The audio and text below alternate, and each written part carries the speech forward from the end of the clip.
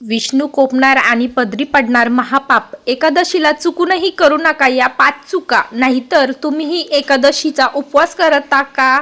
जर हो तर हा व्हिडिओ शेवटपर्यंत नक्की बघा, कारण अनेकदा आपण खूप श्रद्धेने उपवास करतो पण नकळतपणे अशा काही मोठ्या चुका होतात ज्याने आपल्याला उपवासाचं फळ मिळण्याऐवजी आपल्या पदरी महापाप पडतं। शास्त्रानुसार एकादशीच्या दिवशी या चुका केल्यानं भगवान विष्णू अत्यंत कोपतात आणि घरात दरिद्रता येते। आज आपण अशाच 5 गंभीर चुकांबद्दल बोलणार आहोत, ज्या एकादशीच्या दिवशी चुकूनही घडायला नकोत।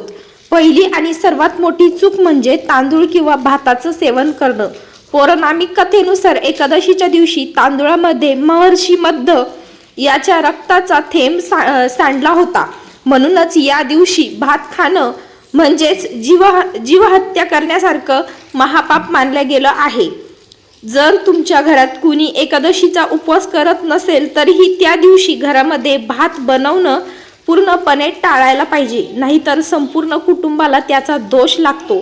दुसरी मोठी चूक म्हणजे या दिवशी तुळशीची पाने तोडणं। भगवान विष्णूंना तुळस अत्यंत प्रिय आहे, पण एकादशीला तुळशी माता स्वतः विष्णूसाठी निर्जल उपवास करत असतात।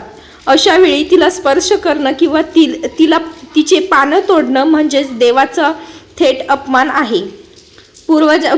पूजेसाठी लागणारी पाने नेहमी 1 दिवस आधीच तोडून ठेवायची असते। तिसरी चूक म्हणजे आपल्याला आपल्या वाचेवर ताबा ठेवणे। उपवास म्हणजे फक्त अन्न सोडणे नव्हे, तर वाईट विचार आणि वाईट कृत्य सोडणे। या दिवशी घरात कुणावरही रागावू नका, कुणाचा अपमान करू नका आणि चुकूनही खोटं बोलू नका। जे लोक एकादशीला वादविवाद करतात किंवा दुसऱ्याची निंदा करतात त्यांचा उपवासाचं फळ नष्ट होतं। चौथी चूक म्हणजे तामसिक गोष्टींचं सेवन आणि नखे किंवा केस कापणे। एकादशीला घरात कांदा, लसूण किंवा मांसाहार चुकूनही आणू नये। तसंच या पवित्र दिवशी केस कापणे, नखे काढणे किंवा दाढी करणे शास्त्रात पूर्णपणे वर्ज्य मानलं गेलं आहे। यामुळे कुंडलीत दोष निर्माण होतो। पाचवी चूक म्हणजे द्वादशीचे नियम न पाळणे। एकादशीचा उपवास जितका महत्त्वाचा आहे तितकाच तो तोडण्यासाठी म्हणजेच उपवास सोडण्याची वेळही म्हणजेच पारण महत्त्वाचं आहे। दुसऱ्या दिवशी म्हणजेच द्वादशीला शुभ मुहूर्तावर ब्राह्मणाला किंवा गरजू व्यक्तींना दान देऊनच उपवास सोडावे, अन्यथा उपवास पूर्णपणे अपूर्ण मानला जातो।